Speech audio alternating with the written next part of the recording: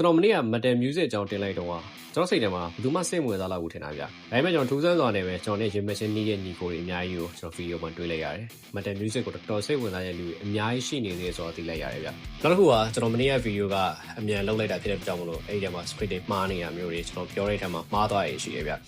အဲ့ဒီမှာညီကိုတွေတော်တော်များများကလည်းကျွန်တော် comment မှာကျွန်တော်ရဲ့အမှားကိုပြင်ပေးကြတာတွေ့ရပါတယ်။အားလုံးလည်းတကယ်ကျေးဇူးများတင်ပါတယ်။ဆိုတော့ကျွန်တော် Metal အကြောင်းထပ်ပြောချင်သေးတာဖြစ်တဲ့ကြောင့်မလို့ဒီနေ့ဗီဒီယိုလေးမှာတော့ Metal Music ရဲ့ evolution ဖြစ်လာဖို့အစစ်အစစ်ပြပြပေးသွားမှာဖြစ်ပါတယ်။1990ရဲ့နဲ့စလာတဲ့ Metal Music ကလက်ရှိ2026ထိဘယ်လိုမျိုး evolution တွေအများကြီးဖြစ်ခဲ့နေဆိုတာကိုပြပြပေးသွားမှာပဲဖြစ်ပါတယ်။ဆိုတော့အချိန်မဆွဲပဲကျွန်တော်ဗီဒီယိုလေးကိုစလိုက်ကြရအောင်။1990 Heavy Metal မွေးဖွားခြင်း1990လောက်မှာ rock music ကလူတိုင်းသိနေကြပြီဒါပေမဲ့တချို့ musician တွေကတော့ပို့ပြီးတော့ကြမ်းတယ်ပို့ပြီးတော့မှောင်တယ်ပို့ပြီးတော့ကြောက်ဖို့ကောင်းတယ်ဆိုတဲ့ sound ကိုရှာလာကြပါတယ်အဲ့ဒီအချိန်မှာ Black Sabbath ပေါ်လာတယ်သူတို့ရဲ့ music style က heavy guitar riff death atmosphere horror war dark theme ဒီအရာတွေကြောင့် heavy metal ဆိုတဲ့ music ကစတင်လာပါတယ်နောက်ပိုင်းမှာလည်း Iron Maiden တို့လို band တွေကပို့ပြီး powerful ဖြစ်ပြီးတော့တိုးတက်လာပါတယ်အဲ့ဒီကာလမှာနာမည်အကြီးဆုံးသင်းကတော့ Black Sabbath ရဲ့ Paranoid ဆိုတဲ့သင်းပဲဖြစ်ပါတယ်1980 thrash metal era 1980လောက်တဲ့ခါမှာ metal ကပို့ပြီးတော့မြန်လာတယ်ပို့ပြီး aggressive ဖြစ်လာတယ် punk energy နဲ့ metal ကိုပေါင်းပြီးတော့အတန်တွေကပိုကျန်းလာတယ်အဲ့ဒီကနေပဲ thrash metal ဆိုပြီးပေါ်လာတာပါသူတို့ရဲ့ characteristic တွေကတော့ fast guitar riff violent drumming angry pocket style အဲ့ဒီအရာတွေပဲဖြစ်ပါတယ်အဲ့ဒီကာလမှာ big four or thrash ဆိုပြီးတော့အရင်နာမည်ကြီးရဲ့ legendary band လေးခုပေါ်လာပါတယ်အဲ့ဒါတွေကတော့ Metallica Slayer Megadeth နဲ့ Anthrax တို့ပဲဖြစ်ပါတယ်ဒီ thrash era ကြီးတစ်ခုလုံးက metal ကို global heavy culture ဖြစ်တင်ပေးလိုက်တာပါအဲ့ဒီအချိန်မှာနာမည်အကြီးဆုံးချင်းကတော့ Metallica ရဲ့ Masters of Puppets ပါ1980နောက်ပိုင်းနဲ့1990 Death Metal ကာလ thrash ပို့ပြီးတော့ extreme ဖြစ်တဲ့ band တွေကအတန်ကိုပို့ပြီးတော့ကျန်းအောင်လုပ်လာကြတယ်အဲ့ဒီကနေပဲ Death Metal ဆိုပြီးတော့ပေါ်လာတာပါ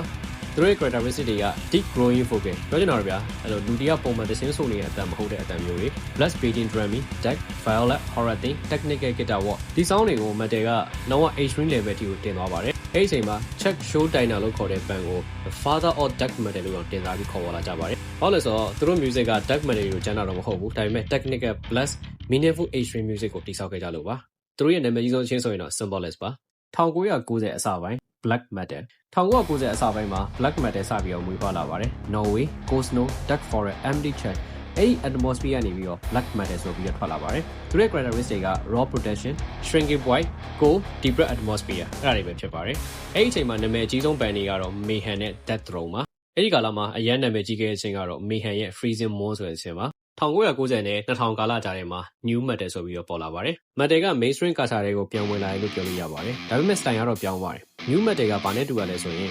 Metal ရဲ့ Hip Hop ရဲ့ Alternative ရဲ့ Electronic အဲ့ဒီလေးခုကိုပေါင်းထားတဲ့အရာပါ။သူတို့ရဲ့ characteristic တွေက emotional lyrics, downtime guitar, rap plus screaming mix တွေပါ။အဲ့ဒီကာလနာမည်ကြီးဆုံး band တွေကတော့ Linkin Park, Slipknot, Korn တို့ပါ။အဲ့ဒီကာလရဲ့လူတိုင်းအကြိုက်ဆုံးချင်းကတော့ Linkin Park ရဲ့ In the End ပါ။အဲ့ဒီချင်းကလူငယ်တွေရဲ့ national anthem တစ်ခုလိုတောင်ဖြစ်လာခဲ့တာပါ2000ကာလမှာတော့ Metal Core ဆိုပြီးထွက်လာပါတယ်သူကတော့ Metal နဲ့ Hardcore Punk ကိုပေါင်းပြီးတော့ Metal Core ဆိုပြီးဖြစ်လာတာပါသူတို့ရဲ့ characteristic တွေက screaming clean vocal emotional thing တို့ပါအဲ့ဒီကာလမှာနာမည်ကြီးခဲ့ဆုံး band တွေက Bring Me the Horizon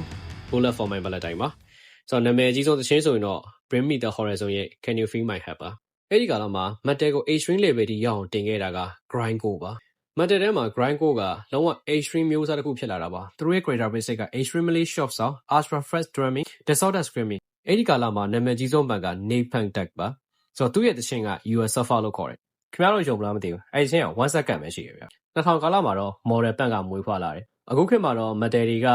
အကုန်လုံးနဲ့ mix ဖြစ်သွားတာများတယ် characteristic က cinematic sound တွေ emotion တွေ dark atmosphere တွေအဲ့ဒီကာလမှာနာမည်ကြီးခဲ့တဲ့ band တွေကတော့ Sleep Token နဲ့ Bad Omen တို့ပါဒါကြောင့်ကျွန်တော်တို့ metal ကိုအစအဆုံးပြကြည့်လိုက်ရင်1990နဲ့စပြီးတော့ heavy metal, thrash metal, dark metal, black metal, new metal, metal ကို grindcore, modern metal ဆိုပြီးတော့ step by step evolution ဖြစ်လာခဲ့တာပါခင်ဗျားတို့ရောဘယ်ချိန်ကာလတွေက metal ချင်းတွေကိုစပြီးနားထောင်ခဲ့ရလဲခင်ဗျားတို့အကြိုက်ဆုံးအမျိုးအစားဆိုရင်ရောဘာဖြစ်မလဲဗျ